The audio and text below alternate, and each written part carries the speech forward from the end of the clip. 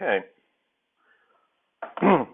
So we're going to be getting going within the balance of the morning on several related topics. And each of these, there's regrettably no way I can do them full justice within the time allotted. So a lot of my emphasis is going to be conveying some of the most salient points briefly and referring you to the slides which are posted.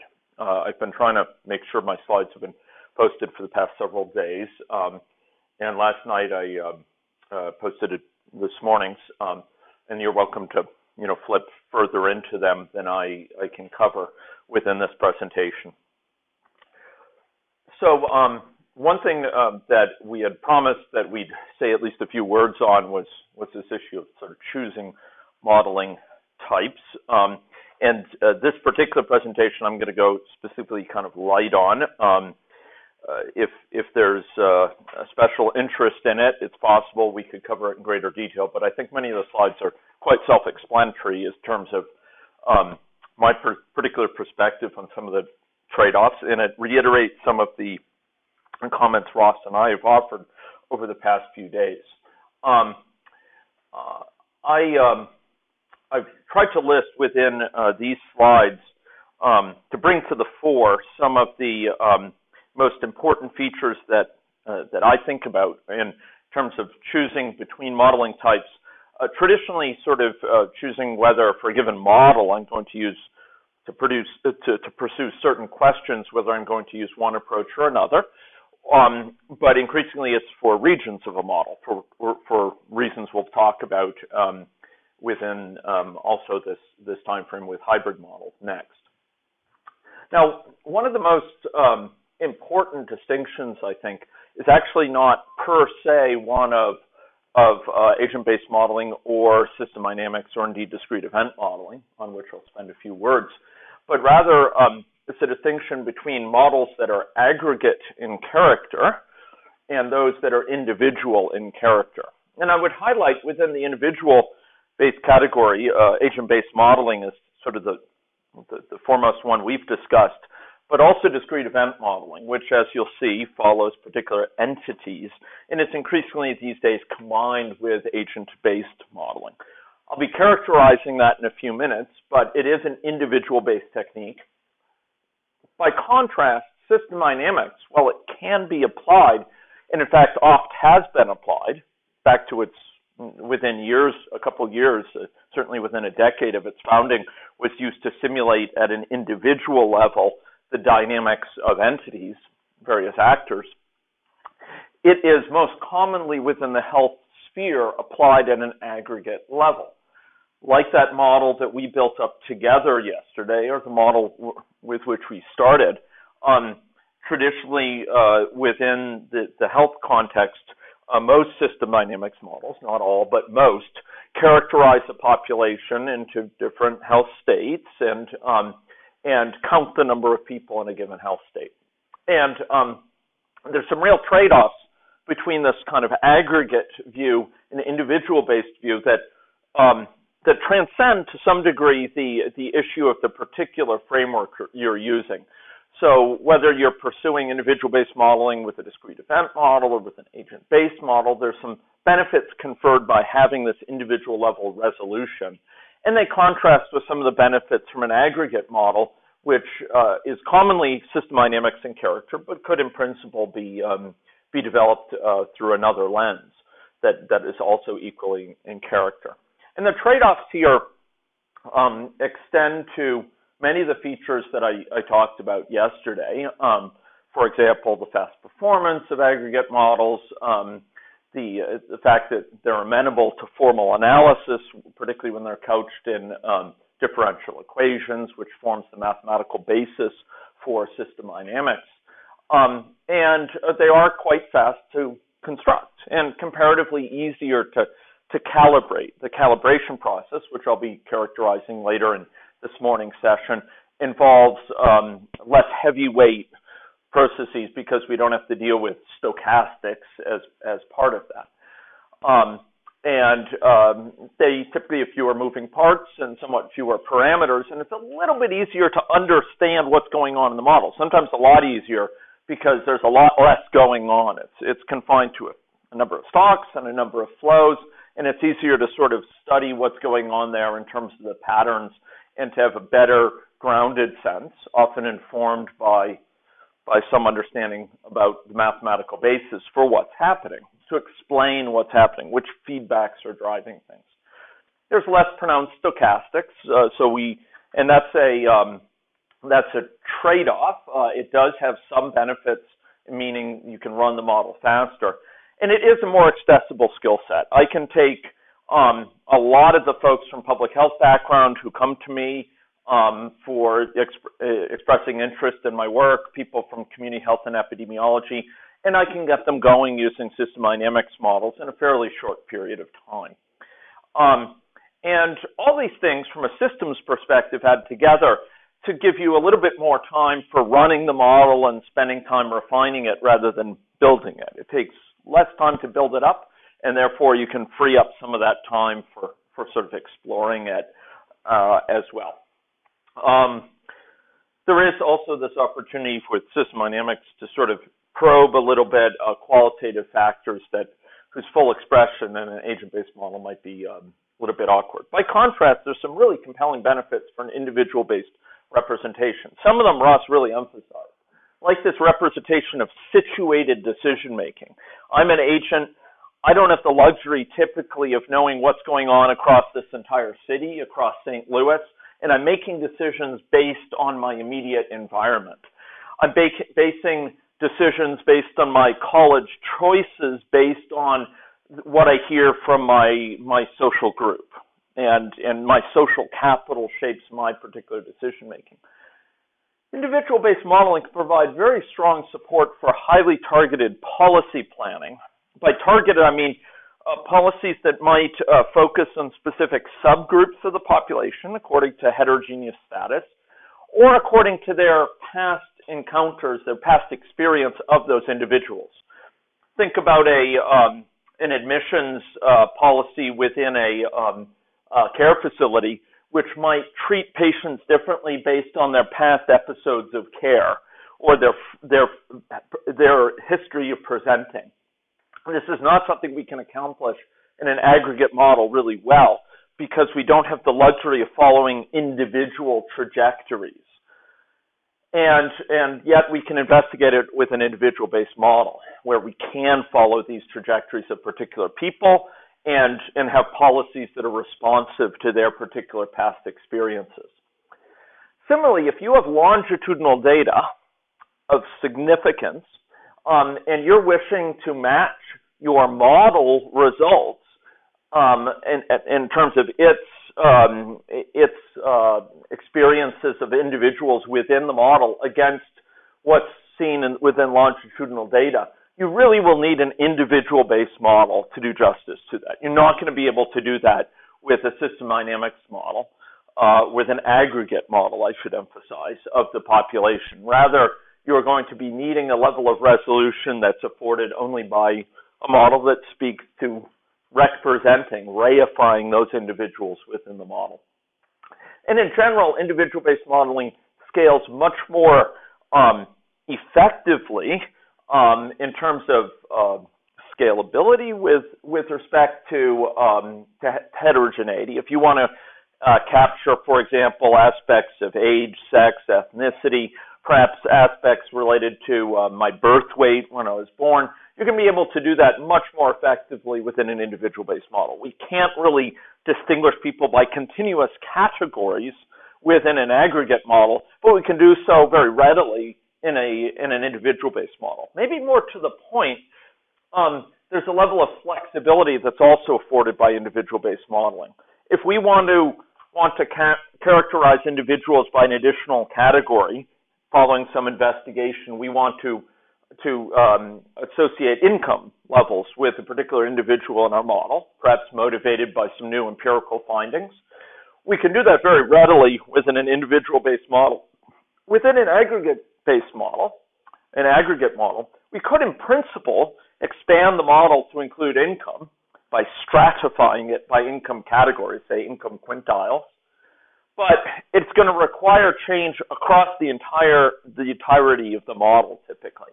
And what that leads to is a certain inflexibility. It's a big, heavyweight operation to explore adding that heterogeneity to your model.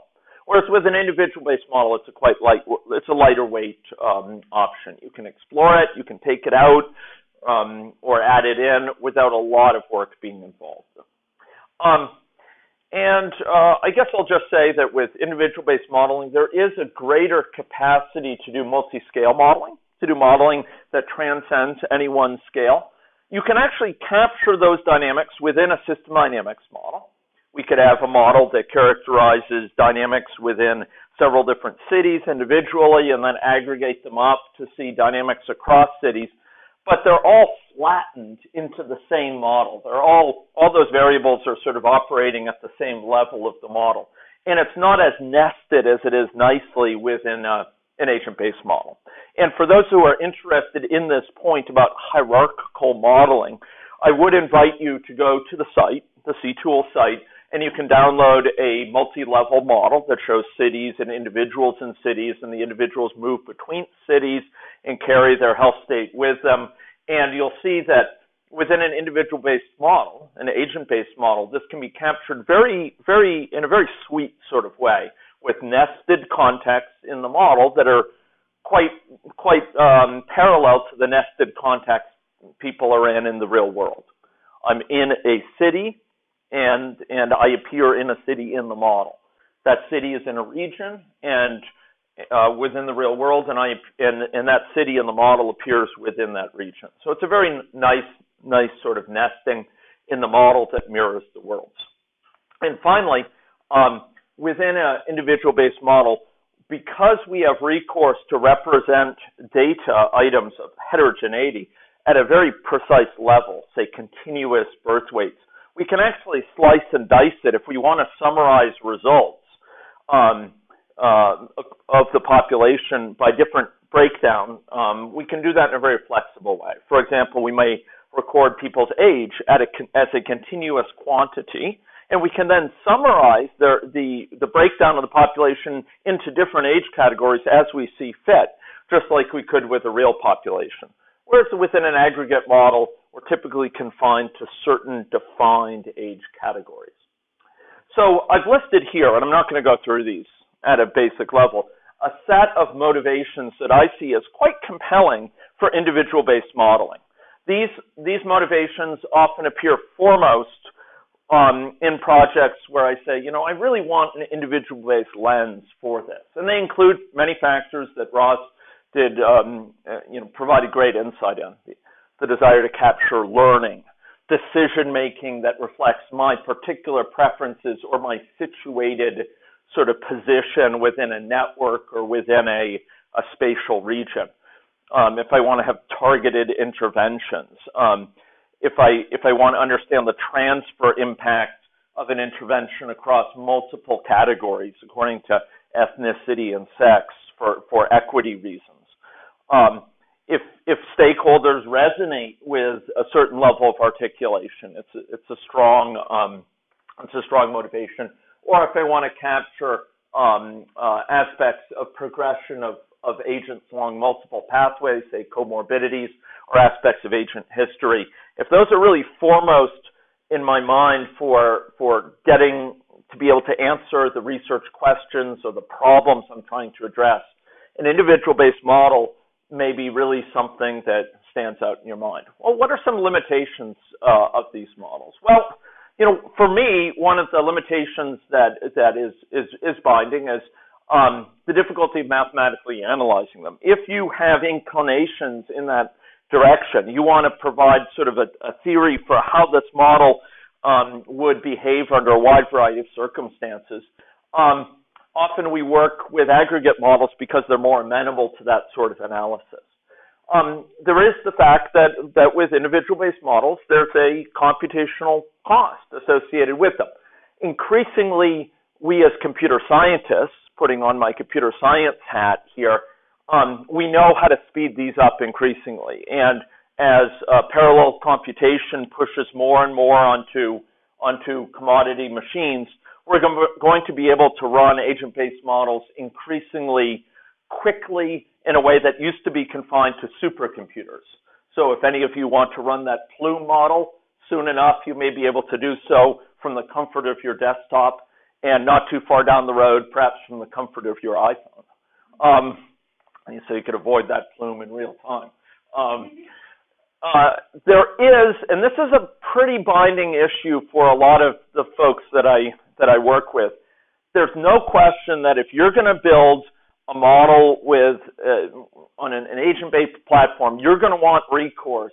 You're going to want a buddy at the least who has some computer science exposure to help you get over those humps in performance and debugging from time to time, those occasionally awkward errors that it says it doesn't know what it means and it tells you it's got a syntax error.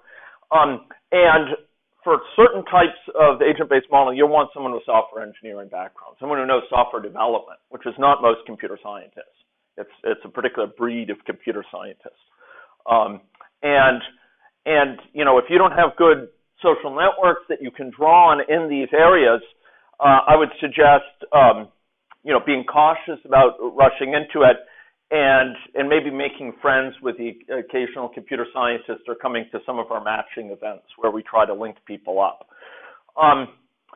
There is a real issue of model transparency, and I'm not saying it's a foremost barrier, but there's no question that with an agent-based model, you need to work extra hard to make it transparent to broad stakeholders, to stakeholders who are not themselves modelers. I happen to have a very strong professional interest in enhancing the transparency of the model, and we've come greatly far within the past 10 years. You look at, I first encountered NetLogo when it was StarLogo 25 years ago, when it was still at the MIT Media Lab in a sort of experimental phase, and it's a profound difference. But there's still some extra work to be done to make sure that your model assumptions are transparent enough a stakeholder can say, you know, you need to question that assumption, or you should really, you know, refine it in this way. And that's one of the most valuable things that stakeholders can contribute to a model is challenging you in terms of your representation. So making your model transparent enough that they can critique and help refine it is important in the modeling milieu. And individual-based models, we do need to work a little bit extra hard to make sure that's possible. Right software with the right practices and conventions of documentation, it can be done. Just it requires more effort. I would say for me, the lack of defined qualitative mapping tools is a real area for growth. And this is an area where Ross also has been contributing, and I've been very fortunate to work with him in that regard, together with Peter Hoffman and others, to try to create model mapping mechanisms similar to a causal loop diagram that are broadly accessible that can help with agent-based modeling and individual-based modeling. And I believe it's just a matter of time till we, probably if they stuck Ross and I together in a room for 3 days, we could probably come up with something pretty darn good, is my feeling.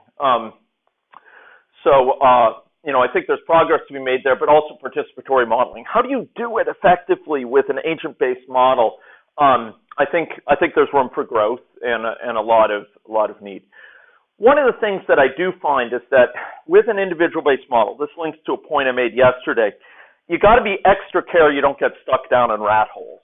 And you're spending a huge amount of time on areas of the model that are really quite aside from your main interests or your purpose. And as Ross said, it's such a flexible mechanism. You can throw in more and more and more without a lot restraining you. You know, if you're working with a computer scientist, they'll say, sure, you want to add that in there? I'll add it. And you may not be getting extra insight because of it. In fact, you may be obscuring some of the essential dynamics. So you've got to be extra clear about not wanting to make the model perfectly mirror all sorts of aspects of the real world. That may take you further away from answering your question. So what are some motivations for aggregate modeling? Well, there's a number of them. And again, I won't go through this in detail. They mirror my comments earlier, right? Probably there's not a lot of people in the room who want to analyze a model mathematically. I recognize it, but it is an important goal for many individuals who do use these models. You want to understand how it could behave under all possible sort of combinations of parameter values, or at least within certain ranges. You want to understand its long-term behavior, why it has certain points to which it always returns. If you're interested in changing the mental models of stakeholders, system dynamics is unparalleled in its support for trying to do that, the processes that can help make that possible.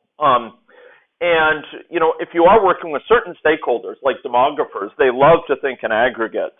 And that's a compelling sort of motivation. There are also a set of tools that I didn't get to cover yesterday, like unit checking, that you can use to check the consistency of your model with a system dynamics model that just aren't possible using today's software technologies for agent-based modeling. In the fullness of time, and if I can get a few more students willing to work on it, we can do those with agent-based models. But that's going to require a little bit more time. So what are some big limitations of aggregate models? Well, I've mentioned them. Lack of capturing individual trajectories or non-trivial longitudinal information. It's not true you can't capture any aspects of a person's history. After all, in the very first model I showed you the first day, we captured information about whether a given person is exposed in utero to diabetes. That was something that was kept track of by the model. But it's a very coarse-grained sort of thing. You're not going to be able to capture episodes of care a person has experienced or their histories of encounter with various types of toxins in the environment, in the exposome.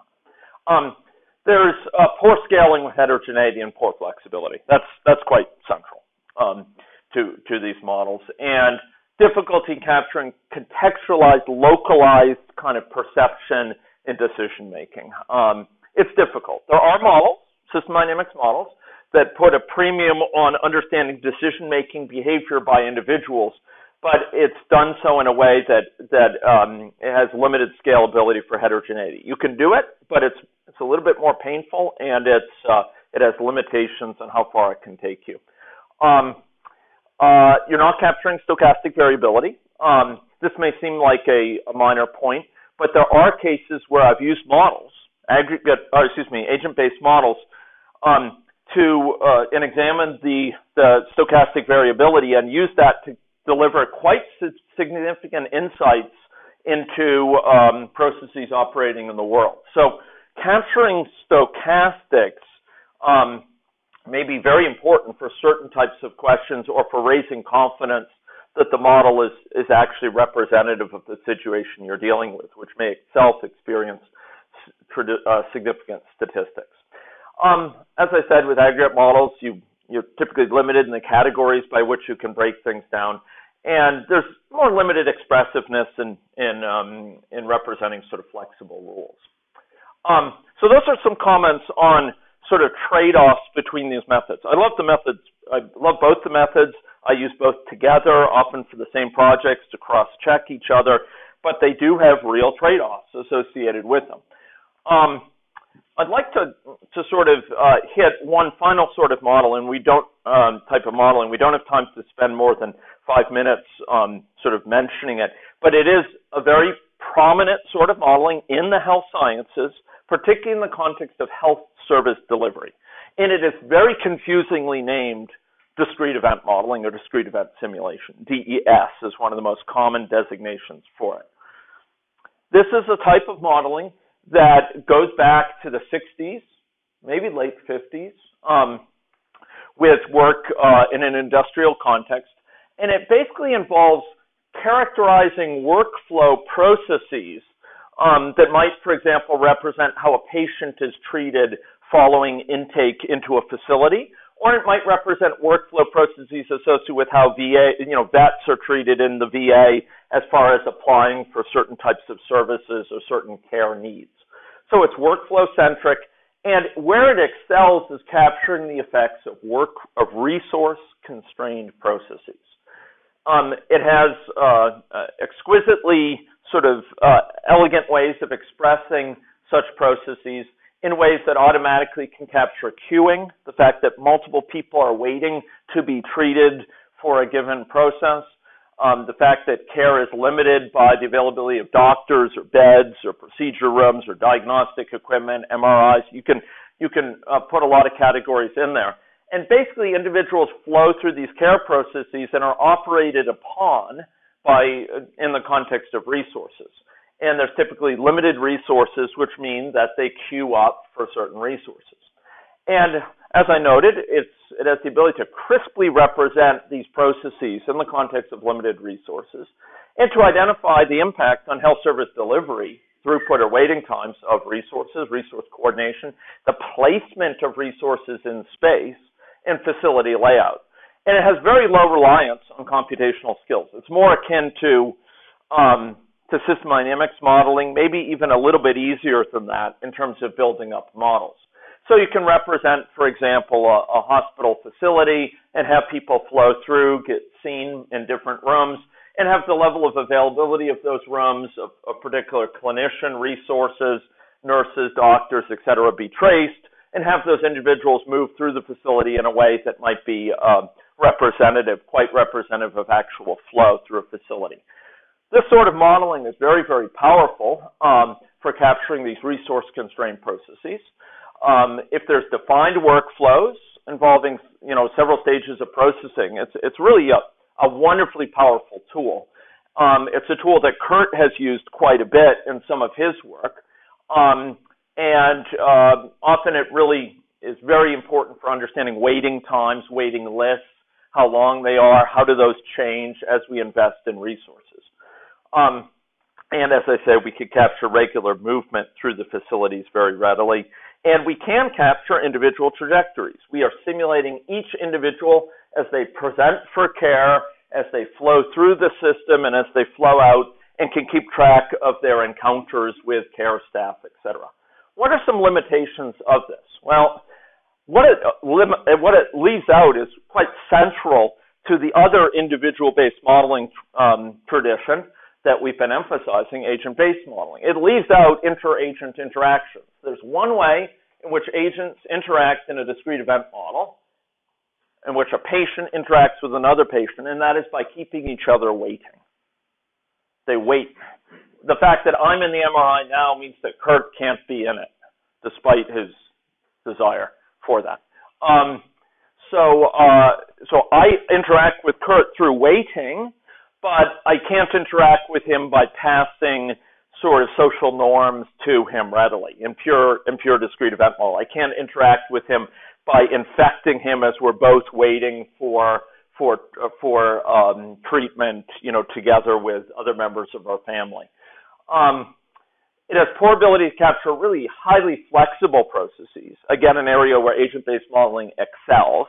So if you try to build an entire model of an entire hospital with this, it gets really problematic because the sort of movement of patients is just so flexible in many facilities, what goes in what ward, that you're going to eventually run into real trouble capturing those things. A ward of a hospital, an emergency department, it can do very, very well. At a larger scale level, it can be problematic. You're not going to have the level of flexibility you want for capturing rich behavioral factors and to capture sort of rich contingencies based on an individual's context. This is discrete event modeling. It is often hybridized in our models with agent-based modeling, and we'll see that in just a minute here. So agent-based modeling, discrete event modeling, system dynamics modeling, all very prominent in the health space, with discrete event modeling really being confined to the healthcare space typically. But you will find it out there. So I've tried to characterize in a nutshell, and I haven't done service to aspects of, done just service to aspects of each of these that are involved in trade-offs. Are there any questions on this before we go on and briefly look at hybrid modeling strategies? Yes, Kyla. Is relational event modeling just an extension of the discrete event model? Relational. So I know about a similar term used in Okay, entity relationship modeling, but that's not what you're referring to. It's relational event modeling. Okay, I can't speak to that. I haven't encountered that before. Ross, have you heard of that? No. We computer scientists are always conjuring up sort of new types of modeling. So it's possible it's a type which I just don't know about. There's no shortage of them. Petri nets and all sorts of sort of little types of techniques out there here and there. I can say with confidence that it's not one of the dominant types that I see. Yeah, it's a network model that's focused on. Oh, like that would make sense. High, but yeah. I'm not sure if it's really based on that framework or not. Okay. That would make sense. I mean, the sense that relations, those links that link up people, you might posit processes that operate on those links, that break them and make them, and temporally. I could imagine that linking in, work with Martina Morris and others with these sort of more abstract dynamic models of networks. And I could imagine that being pretty useful. And this is a direction we're seeking to kind of innovate extensions to some of the existing modeling techniques. But I'd be intrigued to see what people have defined along there. Okay. I'll look it up. Thank you very much for the reference. Any other questions related to this, related to some of these trade-offs?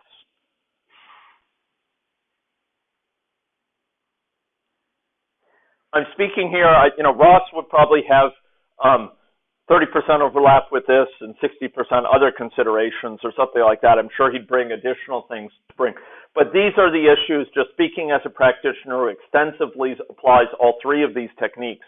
These are the things that come to me foremost. They're not necessarily privileged, and I don't claim to have a unified theory which says exactly where you use one or the other, but these are foremost in my mind. Yeah, Gina. Tools for discrete event modeling. Oh, yeah. It does, yeah. In fact, you'll be running a model which includes that in within 10 minutes. So, yeah. Discrete event modeling tools of great prominence include many others besides AnyLogic is quite far up there in terms of its support, in terms of its popularity, but there's a variety of others. Arena is probably the most famous discrete event modeling package and the oldest. It's kind of the grandfather of discrete event modeling packages, but there's another Simulate, Simio, FlexSim that are fundamentally discrete event based, and again, very popular in the health services domain, health services delivery domain. Any other questions? Okay. Apologies for the brevity of my coverage. Okay. Again, you'll find these slides there posted. Okay. The next thing I'd like you to do is to actually, I'd actually like you to call up AnyLogic if you could, because we will have recourse to just a few models as I'm talking with this next presentation here. So I'm going to be talking about hybrid modeling and highlighting five particular combinations of methodologies that I have found highly compelling. You'll find and I'll be giving the resource a resource link to it. In fact, I already posted it to C-Tools.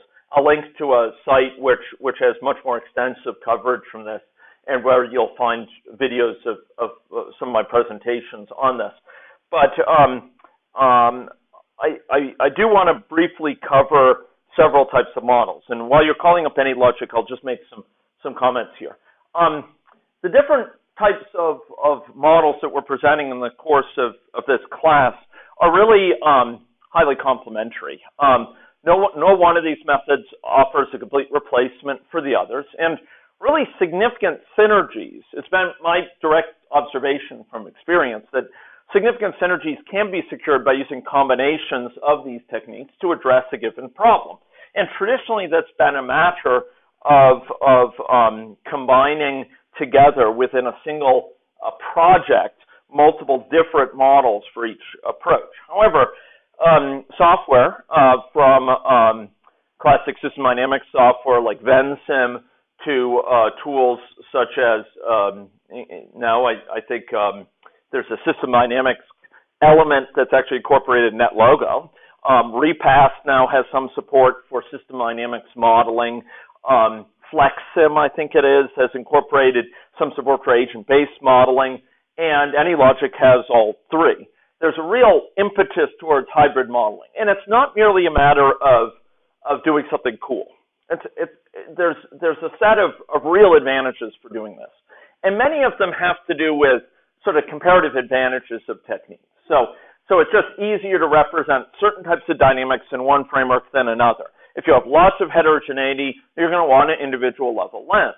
If you have resource-constrained processes, it's just exquisite how you can describe it with a discrete event model with a real economy of description in a way that spares you a great deal of extra work that would be required in, say, agent-based modeling to capture the same components. So there's these comparative advantages where each of them has some descriptions. And I will say, as a modeler, I really like characterizing continuous dynamics as something like body weight, or if the immune system using a system dynamics characterization that's theory grounded, drawn from the literature, compared to kind of implementing in terms of variables within a classic ABM by hand.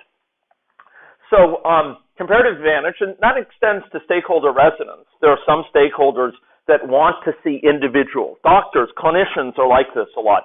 They go through their life encountering individuals that they deal with, and they find it much more familiar to have a model that depicts narrative history of individuals than to show a stock.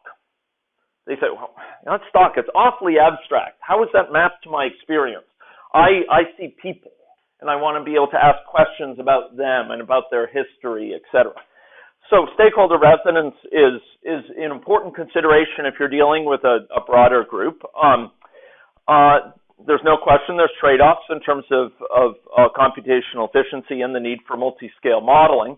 But an additional issue that I want to highlight that oft goes underappreciated for a motivation for hybrid modeling, ladies and gentlemen, has to do with modeling as a learning process. Has to do with models as tools that help us learn.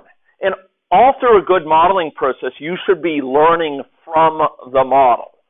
You should be learning what it's sensitive to. You should be gaining insights about the processes that may motivate you to expand certain areas of the model. You should be gaining insights about the trade-off between policies that push your envelope about what policies you might consider representing in the model or what implementation science concerns. And it's really, in my view, the desire to have a capacity to easily evolve a modeling boundary from one technique to another with learning as the modeling deepens that really motivates me very strongly towards hybrid modeling. In other words, it's the capacity to say, well, okay, initially I'm going to do a very rough aggregate system dynamics characterization of individuals through and including the pre-diabetic stage. And after prediabetes, we'll characterize them at an individual level. And then in my modeling, I start finding, the assumptions about prediabetes are pretty important. And I want to capture aspects of dynamics at that stage in a more detailed level. I want to capture that at an individual level and use system dynamics to capture before prediabetes, normal glycemic individuals. It's that capacity to change the boundary. What do I characterize at a rougher, high granularity or high level of abstraction, high level of aggregation? And what do I characterize at a detailed level that will evolve over time with learning? And it's the capacity to change that over time that provides some of the biggest benefit of a hybrid model. To sort of say, well, I've learned a lot more about this, and I need to zoom in on this portion of the model. Or I need to collapse it because I actually didn't need all that detail, and now I'll characterize it in a rougher way. So what are these patterns that I'm talking about, these 5 compelling patterns? Well, the first of them is service-population interaction. And I uploaded a model which demonstrates this, that some of you may want to open. You don't have to do these things live, but I'm going to open them here. And specifically, there's a model that basically involves people's presentation for care. It's posted to the C-Tool site, and I'm going to go down and grab it from my collection of hybrid models here. And it's a model that involves this multi-clinic SIS hybrid saturation effects and lock-in, it's called. And I'm just going to load this in here. And Kurt, green is the color. Kurt's shirt is not in green today, but he's forming the main person who will help out here if there's a need. So this is a model which involves a population of people, of homes, and of clinics. And we have clinics represented here in terms of a discrete event model, and we have persons represented here in terms of an agent-based model, in terms of their transition between various health states and their transitions between various states with respect to seeking care.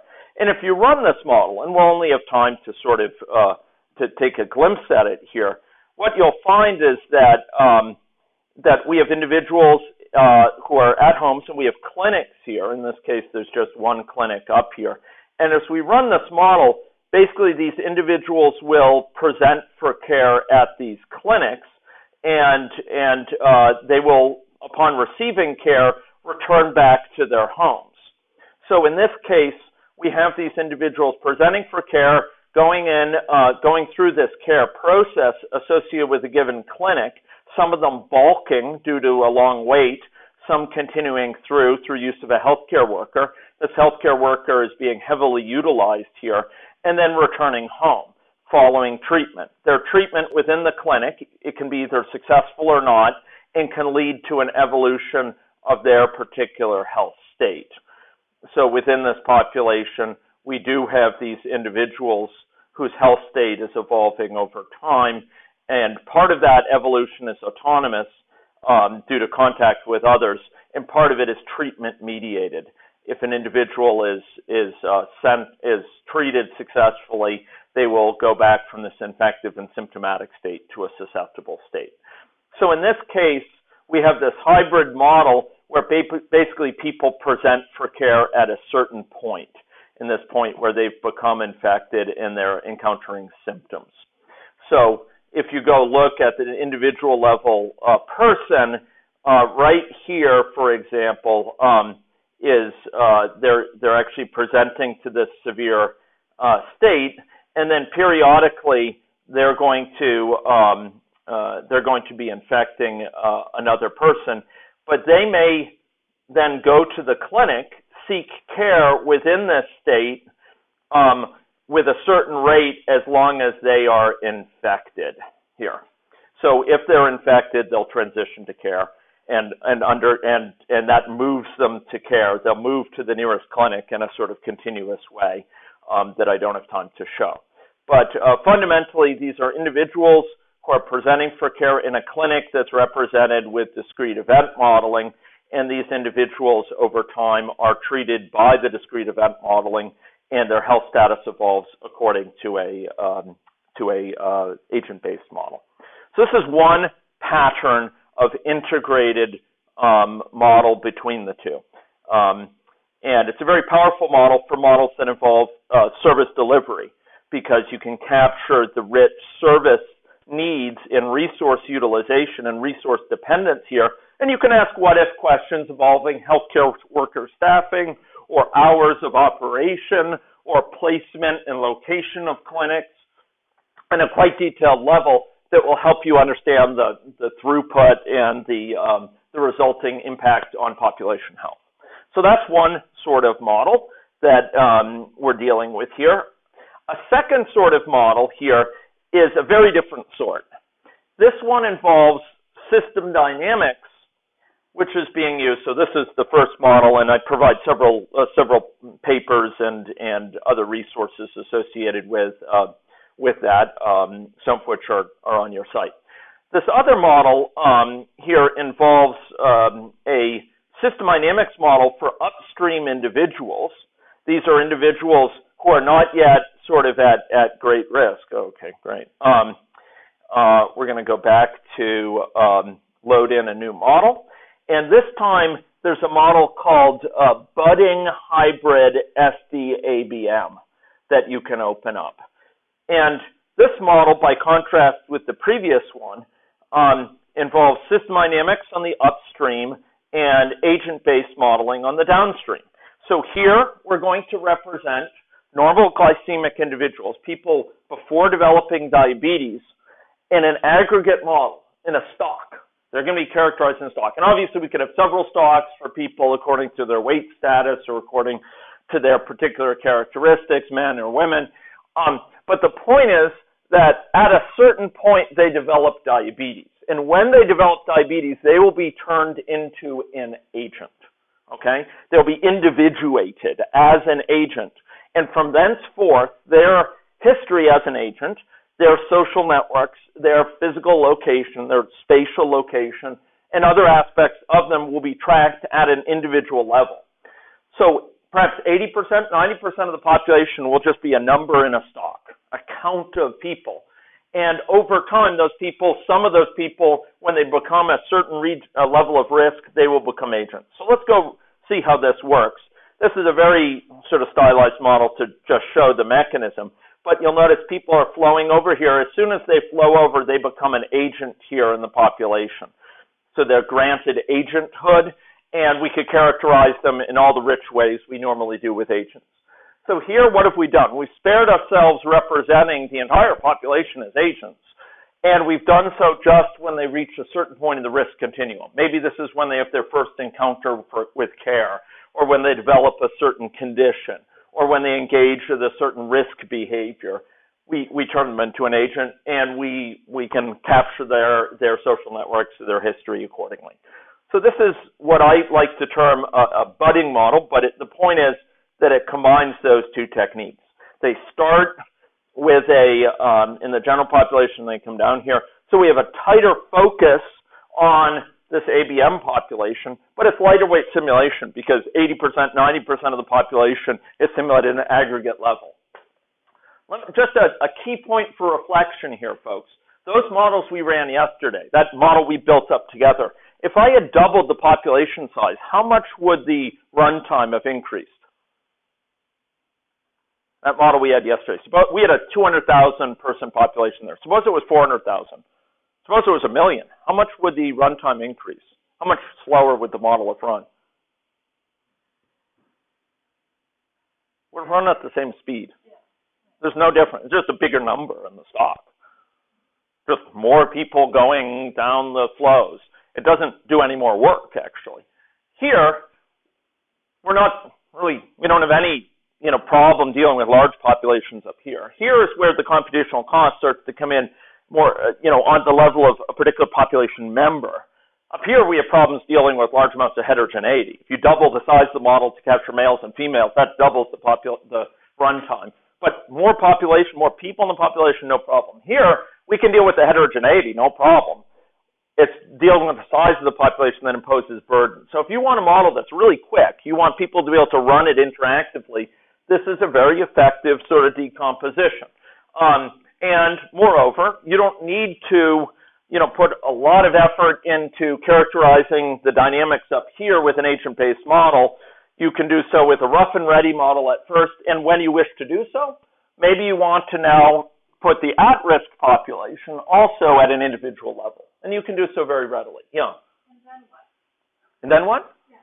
Well, in the sense that you're focusing your modeling effort here, so you would use all the tools, all the approaches, and the methodologies that Ross is talking about to understand the evolution of this population. It's no different than an agent-based modeling project for characterizing this downstream population. The point is that we don't have to choose one or the other permanently. We can make part of the model an aggregate, rougher model, sort of higher level model, in part an individual level model, and secure the best sides of both in terms of get all the insights we get from an individual level characterization down here, and all the lightweight character, the sort of lower levels of moving parts and lower levels of data collection, or needs for sort of explication of particular detailed processes for the upstream. So it allows us to focus more of our efforts on this downstream population and secure all the benefits that we had talked about for agent-based modeling down here. Does that? Yeah, I was just trying to think of some examples.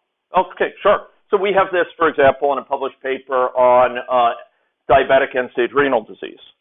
And we have this upstream population represented because we're very interested in asking what-if questions, say, about obesity reduction upstream. But we're not, for several reasons, we don't feel we need to capture the dynamics of that population at the level of obesity reduction and so on at an individual level. But we capture in exquisite detail the progression of individuals at the level of care processes with discrete event modeling and at the level of their health state with respect to agenthood and an agent-based model at an individual level. And that allows us to keep track of their episodes of care, figure out how long they're on a waiting list, compare it to empirical data, and gain a lot of insight from the downstream components that is directly responsive to intervention needs. For example, thinking about enhancing the effectiveness of living donor programs for our end-stage renal disease population. But at the same time, we have a model that's quite lightweight in terms of its computational demands, so we can run it quite quickly, interactively with stakeholders in a very effective way. Does that help? Yeah. Okay. So another model that I want to very briefly show is a separate model that actually dates back 7 years. And this model focuses on a different approach for using system dynamics and agent-based modeling. This model is entitled CTL state variable, use any logic 7. Excuse me, I just went to the wrong place here. It's called CTL state variable, use any logic 7. And this model has agents, each of whom has system dynamics within the agents. This is an approach we started exploring about 8 years ago in earnest. And again, we have several papers that leverage it. The key thing here, folks, is that we have individual persons under this person who are characterized according to their life status, but also according to their progression of their immune system. Does anyone recognize what this is?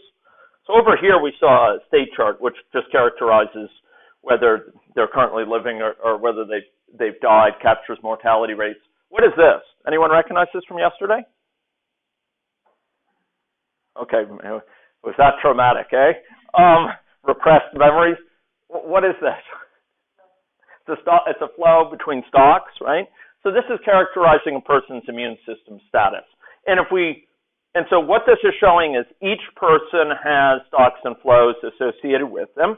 And because these persons are agents, we can place them in networks and we could examine the impact of interventions that focus on their position in those networks or that focus on aspects of their based on heterogeneity by which they may be judged as particularly at risk.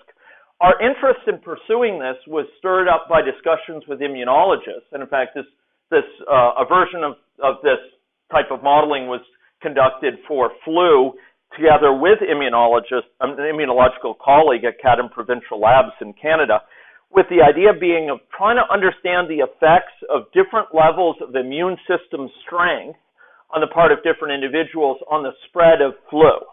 So flu is known as a seasonal infection. We see very little of it in seasons like this, summer, but it actually is present. It doesn't just live in Australia and New Zealand. It actually is present in hospitals and nursing homes because individuals there have lower immune system strength. And the question was, in terms of seeking to protect the population, to what degree do we need to take into account sort of individuals with poor immune system strength, and how should we sort of examine the prioritization associated with vaccination based on someone's comorbidity status, for example? So we were examining the impact of immune system strength on the spread of flu in the context of vaccination strategies that might be informed by someone's immune system strength. And what you're showing here is individuals in a network. The individual's level of virus within their body at a certain time is illustrated with the red color shown, and then their immune system response to that virus is shown in the width associated with the radius associated with these circles. And so what you're seeing is individuals getting infected, responding to that by leading to their T cells activating to control the infection, overcoming the infection, and then having the memory associated with those T cells decay over time.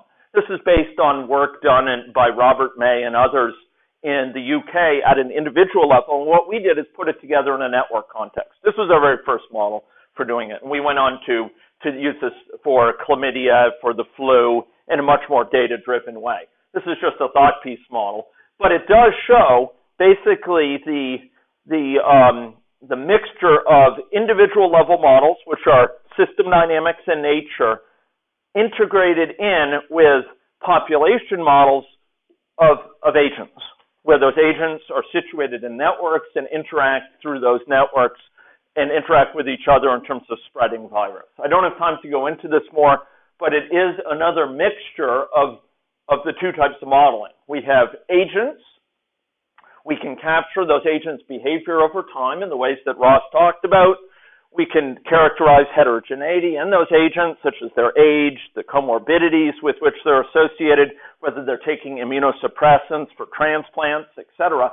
But at the same time, we can have a theory-based characterization based on laboratory experiments conducted in the labs in the UK by Robert May and others to sort of characterize their immune system dynamics within a person.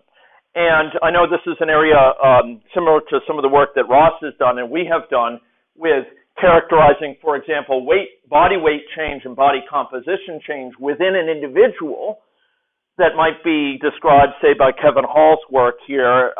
He's an intramural researcher in the NIH who studies those things with very carefully controlled circumstances.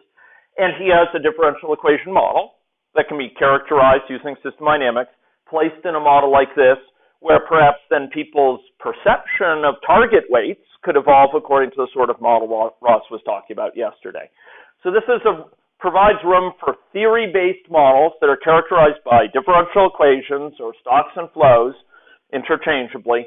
They can be placed into models like this and drive particular individuals within the population in terms of their dynamics over time. So basically, it provides a way of capturing some of the benefits of system dynamics at an individual level in the context of situated agents. Okay.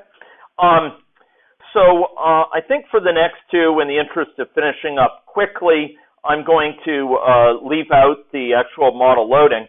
But two other very promising, well, I should say there's another model I gave to you where we have pathogen reservoirs associated with surfaces at homes and at workplaces, which build up over time and decay over time in response to individuals' shedding of infection. And we have cases of geographically distributed models where the patches are captured in an agent-based framework, and each patch has dynamics described by system dynamics according to mosquito populations and bird populations and human populations.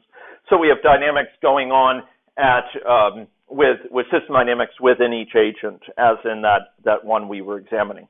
Okay, here agents drive aggregate system dynamics. You might have tobacco companies, for example, characterized as agents, perhaps community organizations, anti-tobacco campaigns, American Legacy Foundation, characterized at an individual level with appropriate linkages for alliances, etc. And then you may have a population of people that are characterized at the level of a system dynamics model at an aggregate level.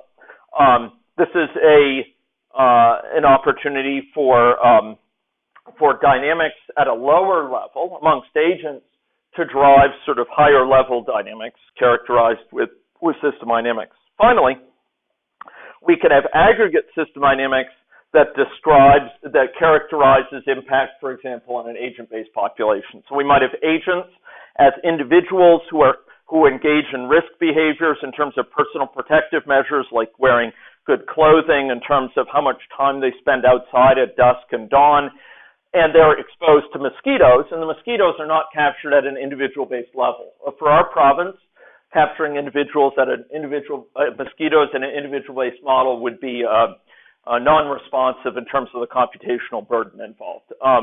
There'd be a very heavy computational burden that would provide very limited benefit for representing mosquitoes as agents. Rather, we capture their dynamics using system dynamics, aggregate model, but they can impact the human population, which does exhibit risk behavior, learning effects, risk perception based on how many people around them have developed illness due to mosquito-borne illness, and evolution of their health state, and perhaps in the context of comorbidities, which are an important risk factor for factors like West Nile virus infection. So here we have an aggregate model associated with environmental dynamics, exposures on the part of individuals are captured, and the evolution of those individuals with agents. Very powerful technique, very practical technique. You don't have to go all one or all the other. You can mix and match them. And that's really the attraction of hybrid modeling. It's that ability to use different techniques for different areas of the model and to change which areas of the model are covered by which technique as you learn about model needs. As you learn about to what the model is sensitive, where the needs are for further investigation, that's very targeted, or with a finer lens, you can expand, zoom in on that model accordingly with the appropriate technique. So whirlwind tour, hybrid modeling, I believe the next decade we'll see heavily growing amounts of this sort of modeling. And I have posted to your CTOol site a fairly extensive set of videos and example models and some slides related to this. So if anyone's interested, you're welcome to look there more. Okay, so in the final time we have, I wanted to cover some additional topics here, and these topics focus on this interface between models on the one hand and data on the other.